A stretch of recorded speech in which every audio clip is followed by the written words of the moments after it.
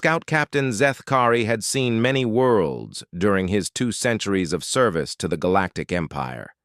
Gas giants with floating cities, crystalline planets where silicon-based life sang in harmony, and even the dreaded molten worlds where the fierce Perillians made their homes.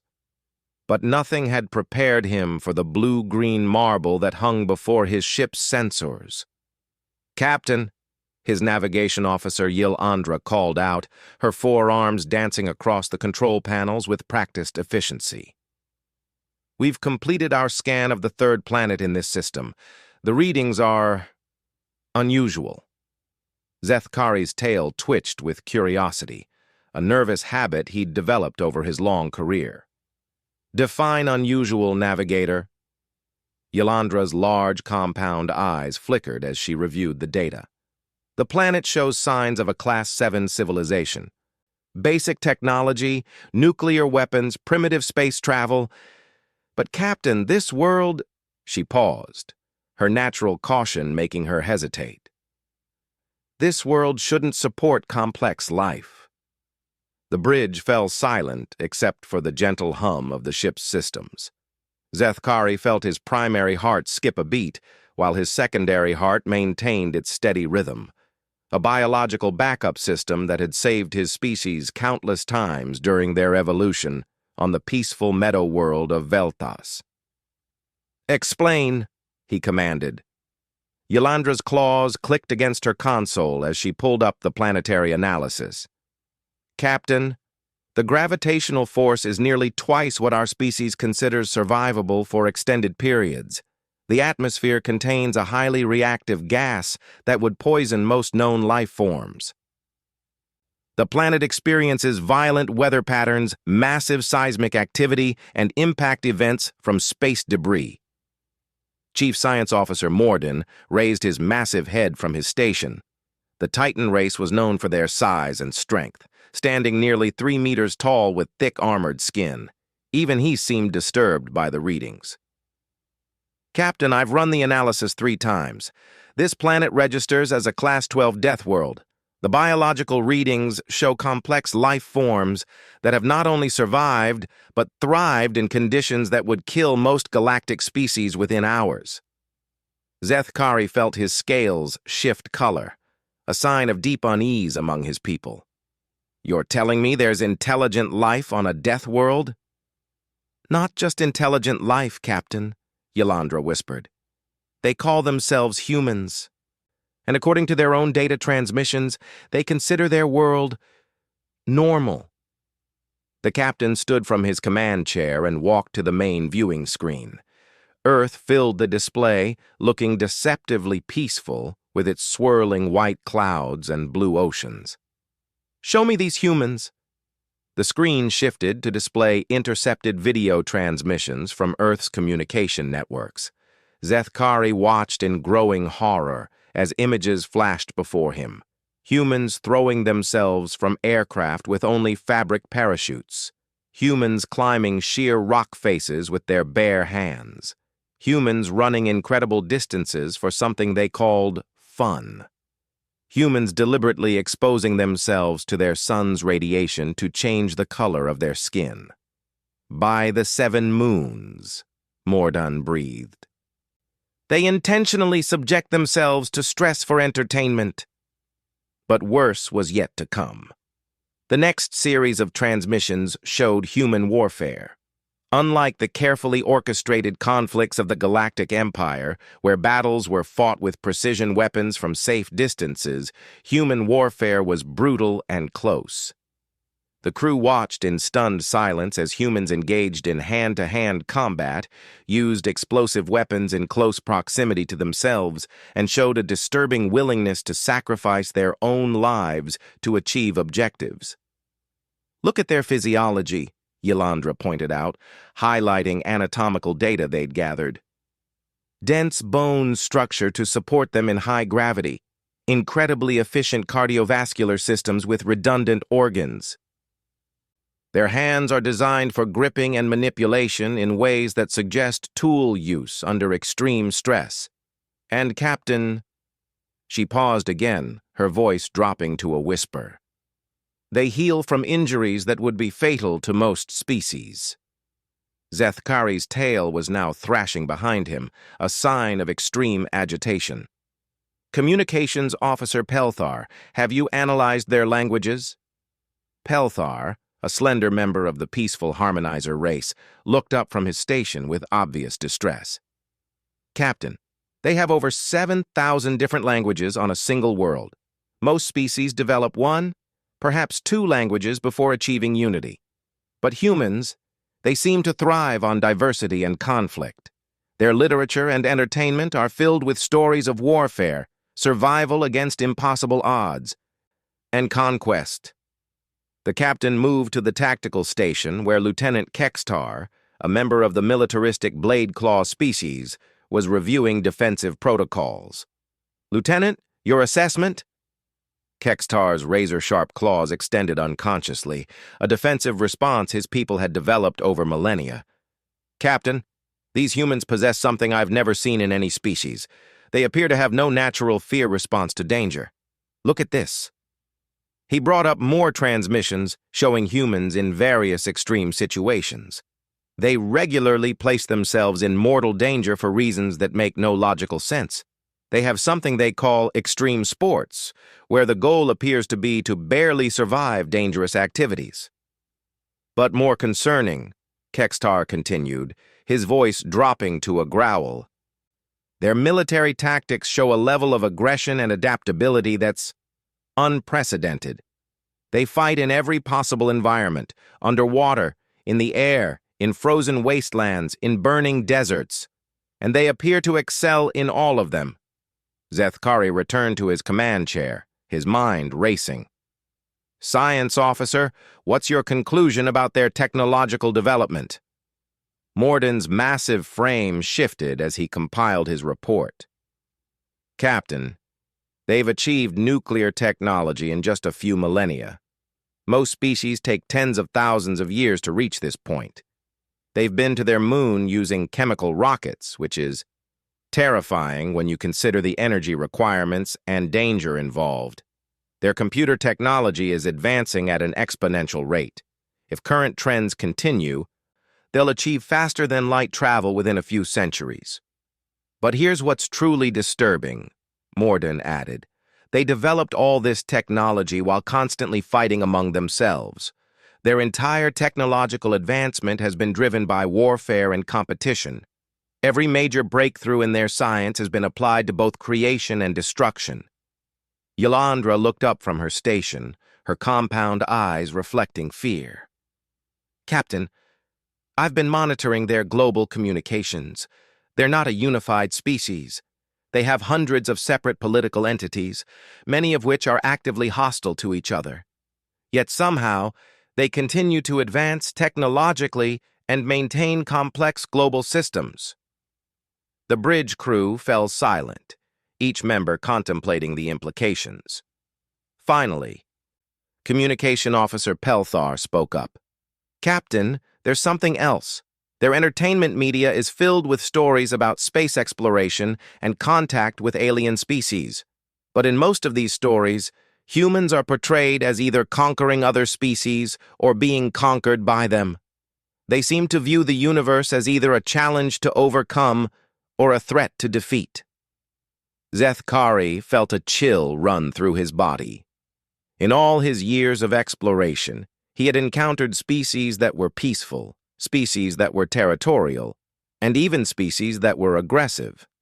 But he had never encountered a species that seemed to be naturally adapted for constant conflict, while simultaneously advancing technologically at an incredible pace. Chief Medical Officer Venhara, he called to the ship's doctor, a member of the empathic healer caste. What are your observations about human psychology? The gentle healer's usually calm demeanor was shaken. Captain, I've been analyzing their behavioral patterns through their media transmissions. Humans appear to bond strongly with small groups while remaining suspicious of larger populations. They show remarkable loyalty to family units and chosen companions, but they're capable of viewing other humans as enemies based on incredibly small differences in belief or appearance. More troubling, Venhera continued. They appear to have an emotional response to danger that other species consider pathological. Instead of seeking safety, many humans are actually attracted to dangerous situations. They have a concept called adrenaline addiction, where individuals seek out life-threatening experiences because they enjoy the physiological response. Kextar's claws clicked against his console. Captain, I recommend we classify this species as a potential galactic threat and recommend immediate containment protocols to the High Command. On what grounds? Zethkari asked, though he suspected he knew the answer. They're a warrior species from a death world that has developed advanced technology through constant conflict, Kextar replied grimly. If they achieve faster-than-light travel and maintain their current psychological and cultural patterns, they could destabilize the entire galactic empire. They show no signs of the peaceful evolution that allows species to join galactic civilization. Morden nodded his massive head in agreement. Captain, every model we use to predict species development breaks down when applied to humans. They should have destroyed themselves with nuclear weapons. They should have been unable to develop complex technology while maintaining hundreds of separate political entities. They should have been unable to survive on their death world long enough to evolve intelligence. Yet they have not only survived but thrived. Yelandra brought up a star chart showing Earth's position relative to known galactic civilizations. Captain, they're located on the outer rim of our territory. If they develop faster-than-light travel, will likely be their first contact with galactic civilization. The weight of that statement settled over the bridge crew like a heavy blanket. Zethkari knew that first contact protocols existed for peaceful species, aggressive species, and even predatory species. But there were no protocols for a species that seemed to embody all of these characteristics simultaneously, while possessing technology and adaptability that defied conventional understanding. Begin compilation of all data, Zethkari ordered. Full biological, technological, and psychological profiles. Include tactical assessments and projected development timelines. This report goes directly to High Command with a priority classification. As his crew worked to compile the massive data package, Zethkari stared at Earth on the main viewer. Something deep in his evolutionary memory, some ancient survival instinct that had kept his species alive through prehistoric dangers on Velthos, was screaming warnings. Humans weren't just another species to be cataloged and eventually contacted. They were something fundamentally different, something that could change the balance of power in the galaxy. Hours later, as the scout ship prepared to depart the Sol system, Zethkari transmitted his final log entry along with the data package to High Command. This is Scout Captain Zethkari reporting completion of survey mission in Sector 7742. We have discovered a Class 7 civilization on the third planet of a yellow star system. Species designation, humans. Planet classification, Class 12 Death World. Recommended action, immediate High Council review. He paused, considering his next words carefully. Personal note to High Command. In my 2 centuries of service, I have never encountered a species that presents such a fundamental challenge to our understanding of biological and technological development. Humans are not simply another aggressive species. They are something entirely unprecedented. I strongly recommend extreme caution in any future contact scenarios. As the scout ship engaged its faster-than-light drives and departed the Sol system, none of the crew spoke. Each was lost in private contemplation of what they had discovered. Behind them, Earth continued its rotation, unaware that its inhabitants had just been classified as the most dangerous potential threat the Galactic Empire had ever encountered. In the depths of space, the data packet raced toward the Empire's capital world, carrying with it the first detailed analysis of humanity. Within days, it would reach the High Council chambers, where the most powerful beings in the galaxy would read about a species that thrived on conflict, adapted to any environment, and advanced technologically through warfare. What the scout crew didn't know was that their report would trigger the largest military and scientific analysis in the Empire's history.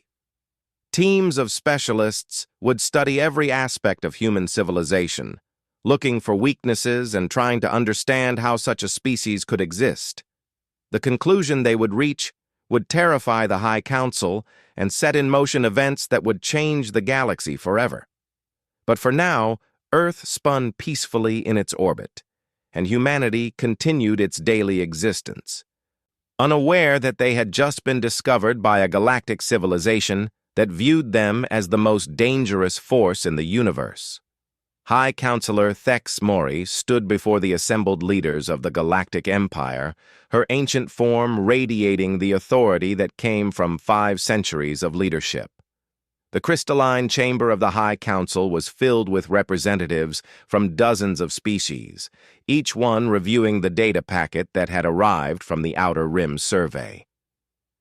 "The report from Scout Captain Zeth Kari has been verified by our best analysts," she announced, her telepathic voice reaching every mind in the chamber. "The species designated as humans represents an unprecedented threat to galactic stability." General Claxton of the warrior caste stepped forward, his massive armored form gleaming under the chamber's lights. "High Counselor, our military analysts have reviewed their tactical capabilities. While their technology is primitive by our standards, their approach to warfare is disturbing. They show no regard for acceptable casualties, they adapt rapidly to new threats, and they appear to have developed multiple redundant military doctrines." Dr. Yilseth, the Empire's leading xenobiologist, activated a holographic display showing human physiological data. What's more concerning is their biological adaptability. Humans can survive in environments that would kill most galactic species. They've been observed functioning normally at temperatures ranging from far below freezing to extreme heat. They can survive significant oxygen deprivation, extreme physical trauma, and they appear to actually become stronger when subjected to stress. High Counselor Ralvin of the Science Caste interjected, his massive brain case pulsing with neural activity. "The technological progression models are equally alarming. Based on their current development rate, they'll achieve faster-than-light travel within 300 years. But more significantly, their technology appears to be entirely dual-purpose. Every advancement serves both civilian and military applications." Thex Mori gestured for silence as murmurs of concern rippled through the chamber. "The question before us is clear. Do we wait for them to achieve spaceflight and risk an uncontrolled first contact, or do we intervene now while we maintain technological superiority?" Ambassador Quelktar from the Diplomatic Corps raised a tentative appendage. "High Counselor, perhaps we could attempt peaceful contact? Surely once they understand the benefits of joining our galactic civilization, they would abandon their aggressive tendencies." The chamber fell silent before General Claxton's harsh laugh echoed through the space. "Ambassador, have you reviewed their response to internal conflicts? When faced with threats, humans don't seek compromise or negotiation. They seek victory, complete, overwhelming victory." Thex Mori nodded grimly. "The decision has been made. We cannot risk allowing a warrior species from a death world to develop interstellar capabilities while maintaining their current psychological and cultural patterns. Operation Containment is hereby authorized." "What are our operational parameters?" asked Fleet Admiral Vezkani, his tactical implants already calculating deployment scenarios. "Minimal force engagement," Thex Mori replied. "Demonstrate our technological superiority, disable their nuclear capabilities, and establish a planetary quarantine. Once they understand they're outmatched, we'll negotiate terms for a controlled integration into the Empire under strict oversight." General Claxton shifted uncomfortably. "High Counselor, with respect, I recommend overwhelming force. The tactical analysis suggests that humans respond to challenges by escalating their response rather than retreating." "Your concerns are noted, General, but rejected. We are a civilized empire. We will not commit genocide against a pre-spaceflight species. Minimal force will be sufficient. 3 months later, Fleet Admiral Vezkani commanded the largest expeditionary force in the Empire's recent history as it dropped out of hyperspace at the edge of the Sol system. 24 vessels, including the massive flagship Eternal Peace, advanced toward Earth with the confidence of technological superiority that had served the Empire well for millennia. "Admiral," reported Tactical Officer Sekharin, "we're detecting primitive sensor sweeps from the third planet. Their technology appears to be basic electromagnetic radiation detection." "As expected," Vezkani replied. "Communications. Begin broadcasting on all frequencies. Standard first contact protocols. Inform them that they have been selected for integration into the Galactic Empire and that resistance will result in harsher terms." For 48 hours, the fleet maintained position while broadcasting increasingly stern demands for surrender. The response from Earth was initially confused radio chatter, then increasingly organized military communications, and finally, silence. "Admiral," Sekharin called out, his voice tight with confusion. "I'm detecting unusual activity on the planet's surface. Massive energy signatures are appearing at multiple locations." On the main display, Earth showed dozens of bright points of light appearing across its surface. "What are those energy signatures?" Vezkani demanded. Chief Science Officer Moraldek studied his instruments with growing concern. "Admiral, they appear to be launching spacecraft. Hundreds of them. Primitive chemical rockets, but—" "Admiral, some of these rockets are larger than our escort vessels." "Impossible," Vezkani scoffed. "They're a pre-spaceflight civilization. They can barely reach their own moon." "Admiral," Moraldek continued, his voice rising, "these aren't exploration vessels. Based on their mass and acceleration profiles, they're weapons. They're launching missiles. At us." The bridge crew stared at the display in shock. In all of galactic history, no pre-spaceflight species had ever attempted to attack an Imperial fleet. The very concept was so ridiculous that no contingency plans existed for such a scenario. "They're attacking ships that could destroy their planet," Sekharin whispered in amazement. "They know they're outmatched and they're attacking anyway." Vezkani quickly overcame his shock. "All vessels, evasive maneuvers, point defense systems online. These primitive missiles cannot possibly threaten Imperial vessels." The first wave of human missiles reached the fleet 17 minutes later. As expected, Imperial point defense systems easily destroyed the primitive chemical rockets. But as the debris cleared, Sekharin made a disturbing discovery. "Admiral, analysis of the debris shows that these weren't conventional weapons. They were carrying primitive nuclear devices, but more significantly, they were loaded with sensor equipment. They were gathering data on our defensive capabilities." Before Vezkani could respond, the second wave arrived. This time, the missiles came from multiple vectors, used different approach patterns, and employed basic electronic countermeasures. While still no threat to Imperial vessels, they demonstrated an adaptation time that was frightening. "They analyzed our defensive responses in 17 minutes and modified their tactics," Moraldek observed. "Admiral, this level of tactical adaptation is unprecedented." The third wave arrived 6 hours later and included something that made the entire fleet pause: kinetic kill vehicles. Humans had somehow calculated orbital mechanics quickly enough to launch asteroids from their own system's belt. The rocks arrived silent and nearly undetectable, requiring emergency maneuvers from several Imperial vessels. "How did they move asteroids so quickly?"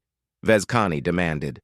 "Admiral," Communications Officer Telvanni reported, "we're detecting massive industrial activity throughout their system.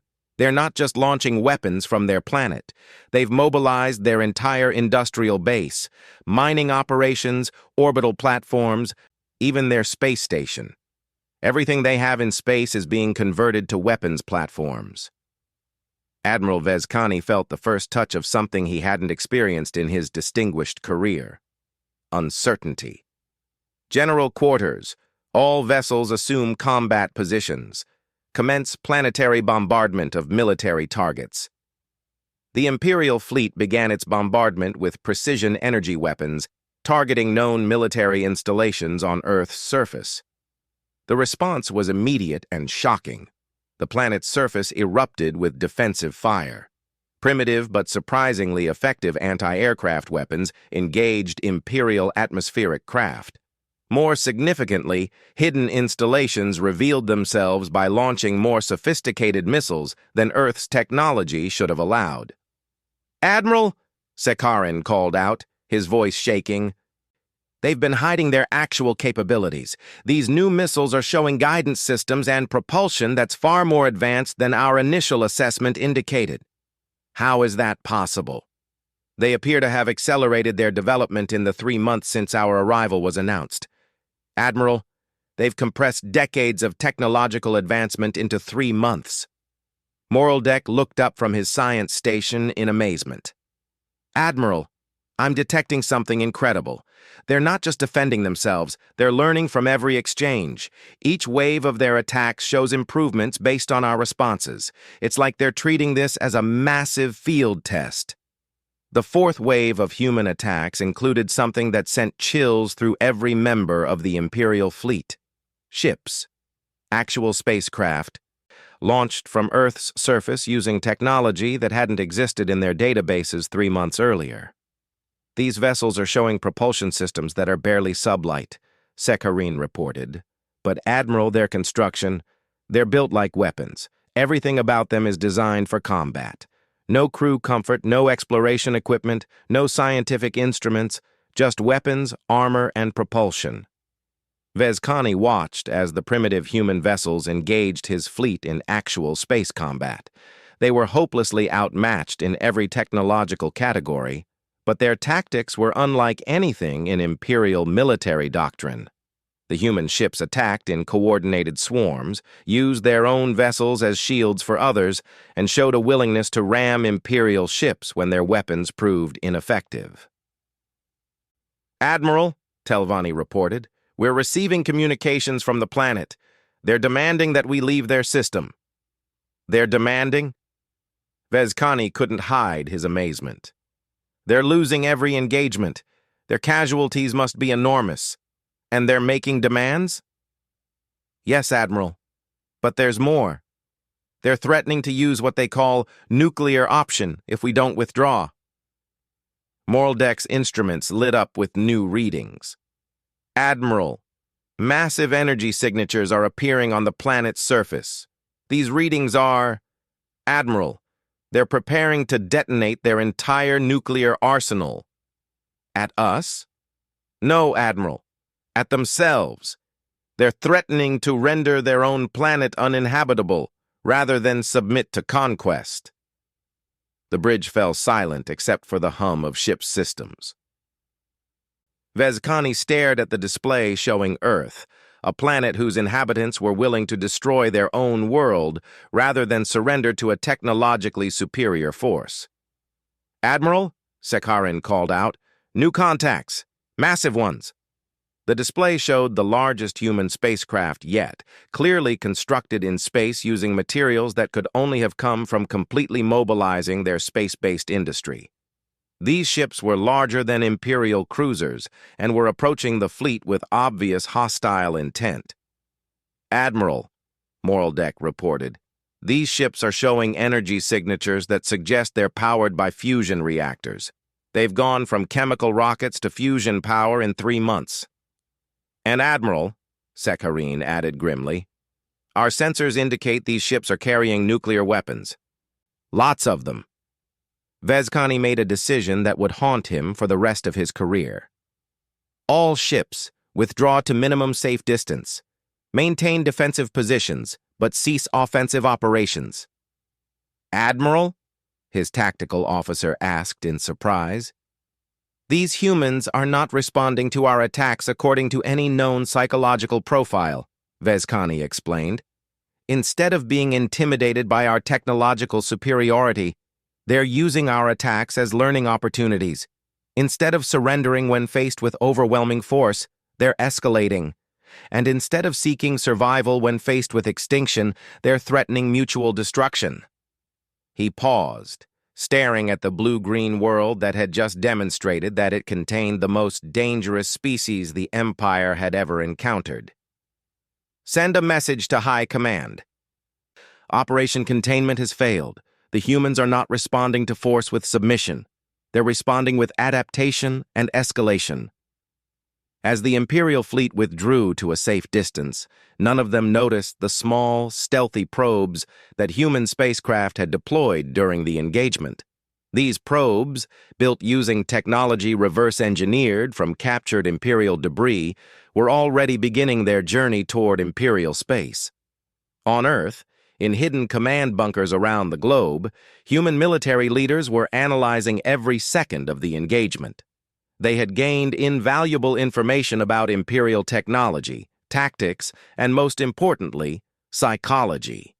The aliens who had just attacked them were technologically advanced, but had shown clear limitations in their thinking and responses to unexpected situations. In the depths of NORAD, General Patricia Hayes reviewed the engagement data with her team of analysts. "Assessment?" she asked. "Ma'am," replied Colonel Chen, "they're definitely more advanced than us technologically, but they fight like a species that hasn't faced a real war in centuries. Their tactics are textbook, their responses are predictable, and they seem genuinely shocked by adaptive thinking. More importantly," added Dr. Sarah Kim, the team's xenopsychologist, "they appear to be a collective civilization. They can't understand individual initiative or rapid adaptation. They expected us to react like a hive mind." General Hayes nodded grimly. "Time frame for Project Prometheus?" "If we maintain current industrial mobilization," Colonel Chen replied, 18 months to deployment of the first faster-than-light capable vessels. "And their next move?" Dr. Kim consulted her analysis. "Based on their withdrawal pattern and communication intercepts, they're reporting back to their superiors. They'll likely return with a larger force, but they'll probably try the same tactics on a bigger scale." General Hayes stood up, looking at the display showing the Imperial fleet holding position at the edge of their solar system. "Then we have 18 months to prepare for the real war." In space, Admiral Vezkani was composing the most disturbing report in Imperial military history. The humans had not only resisted Imperial forces, but had demonstrated technological adaptation, tactical flexibility, and psychological resilience that defied everything the Empire thought it knew about species development. What terrified him most was that the humans showed no signs of being intimidated by Imperial technology. Instead, they seemed to be studying it, learning from it, and preparing to match it. The debris analysis reports were already showing that humans had been collecting Imperial technology fragments during the engagement. As his report reached the High Council chambers, Thexmori realized that Operation Containment had not solved the human problem. It had made it immeasurably worse. Not only were humans now aware of the Empire's existence, but they had been given a first-hand demonstration of Imperial capabilities and limitations. The Galactic Empire had intended to demonstrate their superiority to a primitive species. Instead, they had given the most dangerous species in the galaxy a masterclass in Imperial warfare and technology. And based on human responses during the engagement, they were learning everything they needed to know to become a threat that the Empire was not prepared to handle. High Counselor Thexamori stared at the emergency session notice that had dragged her from deep meditation. The message was brief but terrifying. "Human vessels detected in Imperial space. Immediate council convening required." She materialized in the crystalline chamber to find it already filled with the Empire's leadership, their faces showing various expressions of shock, fear, and disbelief. General Claxton was projecting tactical displays, while Fleet Admiral Vezkani stood rigid with barely controlled panic. "Report," Thexmori commanded. Admiral Vezkani stepped forward, his usual confidence completely absent. "High Counselor, 18 hours ago, our deep space monitoring stations detected faster-than-light signatures approaching from the direction of the Sol system. At first, we thought it might be a sensor malfunction. General Claxton activated the tactical display. The signatures matched no known Imperial or Allied vessel configurations. When the ships dropped out of hyperspace near our outer colonies, we realized we were looking at human vessels. Impossible, breathed Dr. Yilzeth.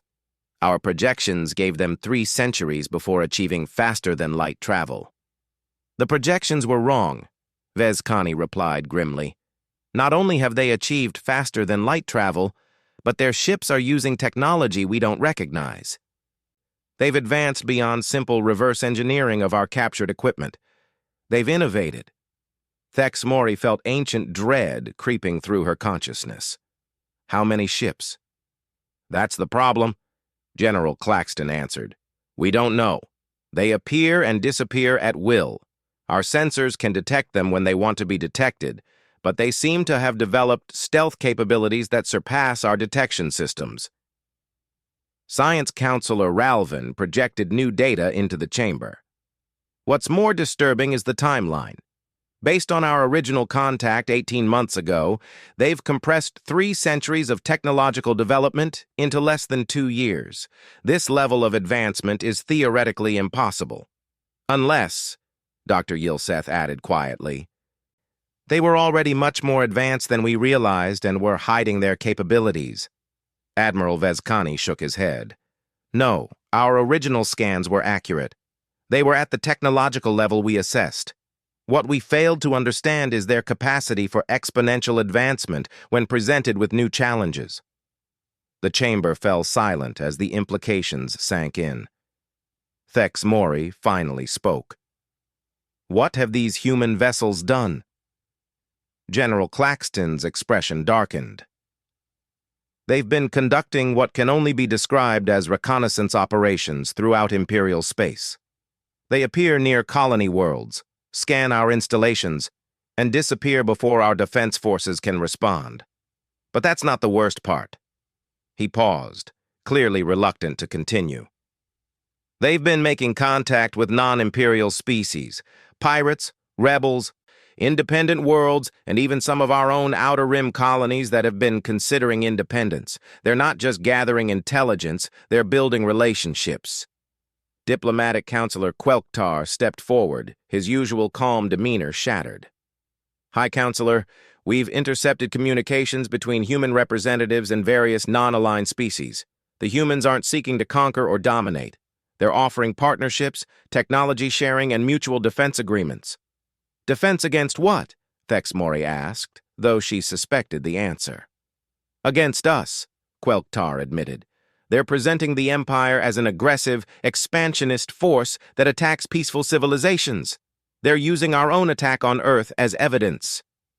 Admiral Vezkani brought up star charts showing Imperial space. High Counselor, in the past 6 months, we've lost contact with 17 Outer Rim colonies, not through conquest or destruction, but through voluntary departure from the Empire. They've joined what the humans are calling the Free Worlds Alliance. The ancient High Counselor felt her centuries of accumulated wisdom failing her.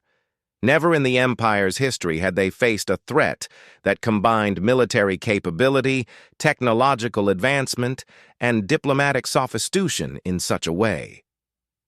"Show me these human ships," she commanded. The display shifted to show sensor data from the few times Imperial forces had managed to get clear readings on human vessels. What they saw defied explanation. The ships were simultaneously smaller and more powerful than anything in the Imperial fleet. Their hull design suggested they were built for speed, stealth, and combat effectiveness, rather than the multi-purpose roles favored by Imperial engineering. "Notice the construction," pointed out Chief Engineer Tolmvar. "These ships appear to be purpose-built for specific missions. This suggests they have significant manufacturing capacity dedicated to military production. But more concerning, the materials and energy signatures suggest technology that's advanced beyond our current capabilities in several areas." Science Counselor Ralvin highlighted specific sections of the sensor data. Their propulsion systems appear to be more efficient than ours. Their weapons show energy outputs that shouldn't be possible with their ship sizes, and their defensive systems, we can't even identify how they work. General Claxton activated a new display. 3 days ago, we received a communication from Admiral Vezicani's original fleet, still stationed at the edge of the Sol system. Admiral Vezcani stepped forward reluctantly. High Counselor, the humans have been busy in their home system. They've constructed what can only be described as a military-industrial complex on a scale we've never seen. They've militarized their asteroid belt, their outer planets, and they've built shipyards that are producing vessels at a rate that our analysts say should be impossible. How many ships? Thexmori asked. Conservative estimates suggest over 10,000 combat-capable vessels, Vezcani replied. But High Counselor, these aren't the primitive chemical rockets they used 18 months ago. These are faster-than-light capable warships that appear to be technologically superior to our own vessels. The chamber erupted in murmurs of disbelief and fear. Thexmori called for silence with a gesture.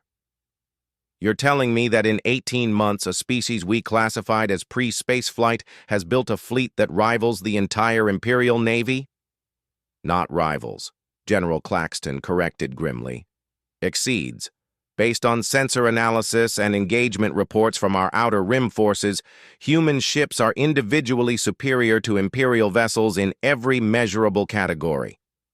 Dr. Yilseth brought up psychological analysis data. What's more disturbing is their tactical approach. They're not fighting like a species that's been spacefaring for thousands of years. They're fighting like they were born for interstellar warfare. Their captains show tactical innovation that our military academies couldn't produce in centuries of training. Diplomatic Counselor Quelktar added, and they're not interested in conquest in any traditional sense.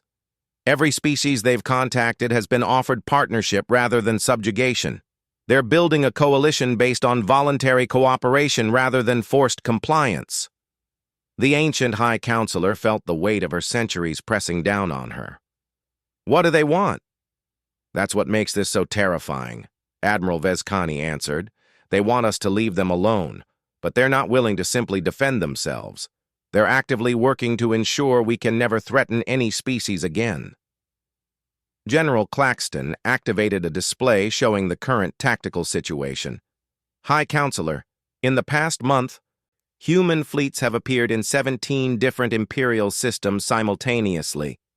They've demonstrated the ability to strike anywhere in our territory at will, but they haven't attacked military targets. What have they attacked? Infrastructure, Claxton replied.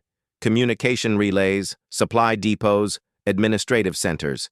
They're systematically dismantling our ability to govern and coordinate across our territory without killing anyone.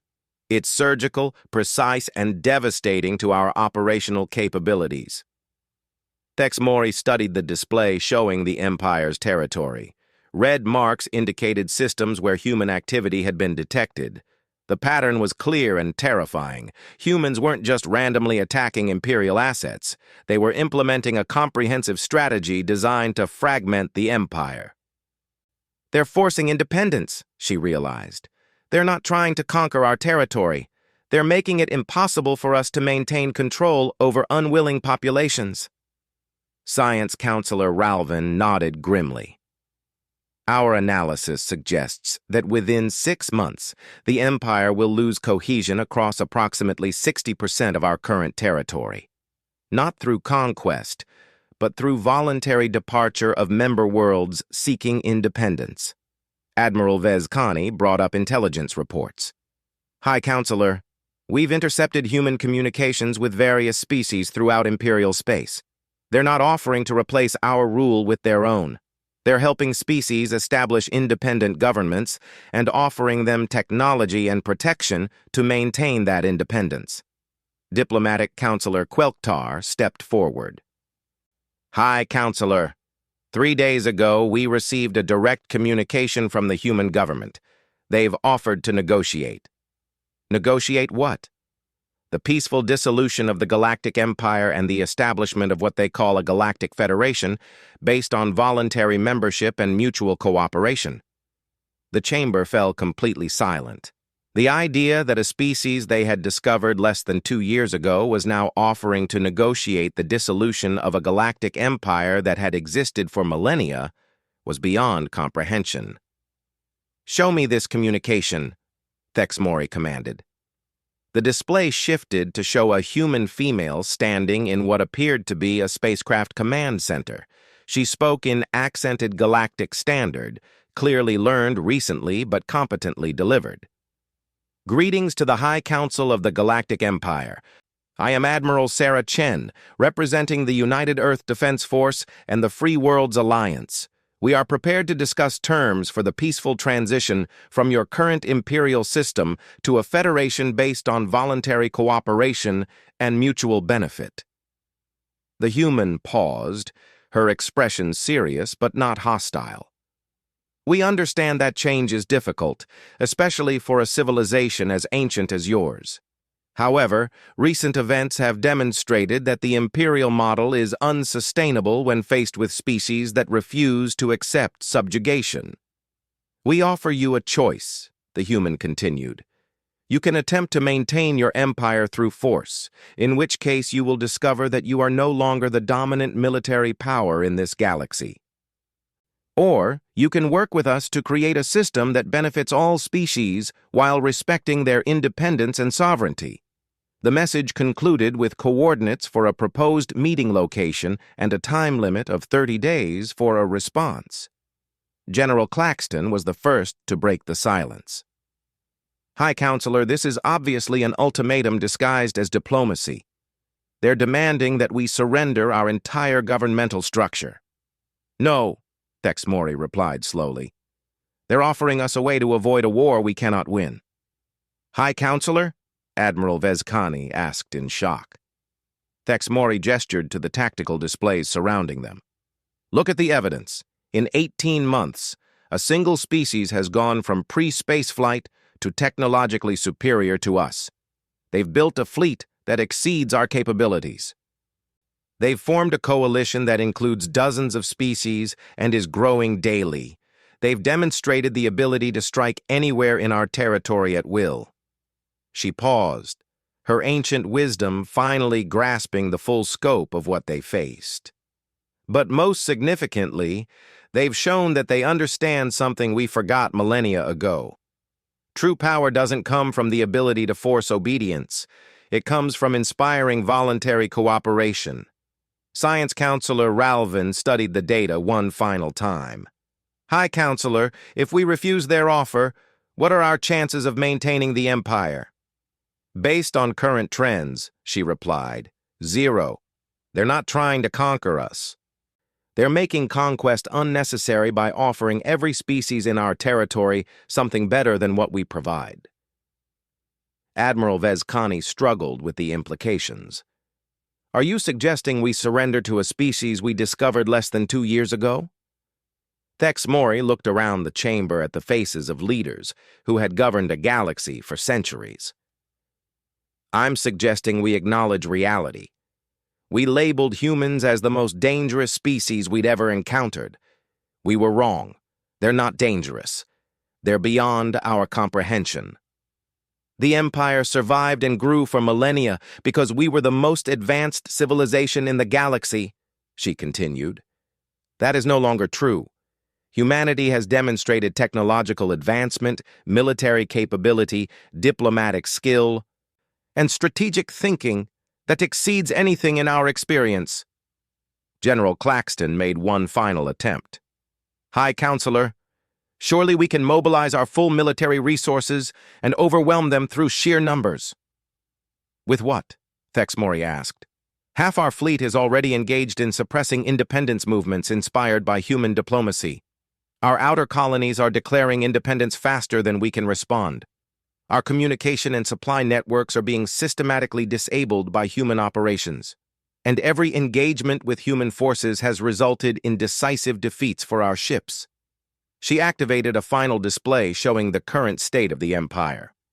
Red zones indicated systems in active rebellion, yellow zones showed systems considering independence, and green zones represented systems still under Imperial control. The green zones comprised less than 30% of Imperial space. The Galactic Empire no longer exists in any meaningful sense, Thexmori announced. We can either accept this reality and work with the humans to build something better, or we can continue fighting a war that ended the day humans achieved faster-than-light travel. Diplomatic Counselor Quelktar stepped forward. What are your orders, High Counselor?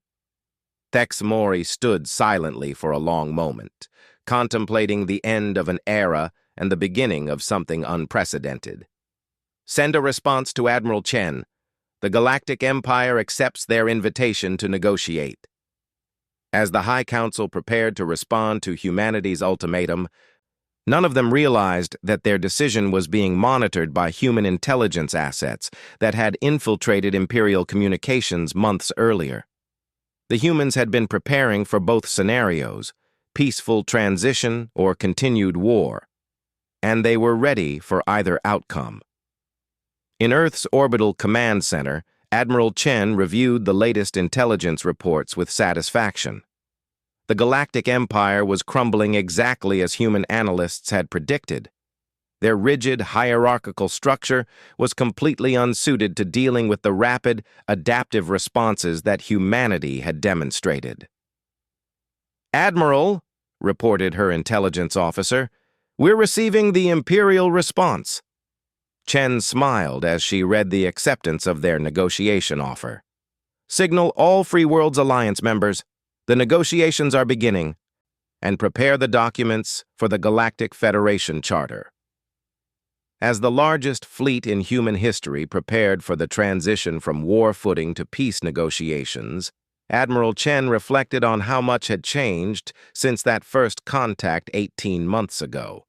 Humanity had not only survived an encounter with a galactic empire, they had fundamentally altered the balance of power in the galaxy. The Galactic Empire had been horrified when they discovered humans. What they unleashed was indeed beyond their imagination, not a warrior species bent on conquest, but something far more dangerous, a species capable of inspiring others to demand the freedom they had never thought to seek. The age of empires was ending, the age of cooperation was about to begin, and humanity, the species from a death world that had been classified as the greatest threat the galaxy had ever seen, had made it happen not through conquest, but through the simple revolutionary idea that all species deserved to choose their own destiny.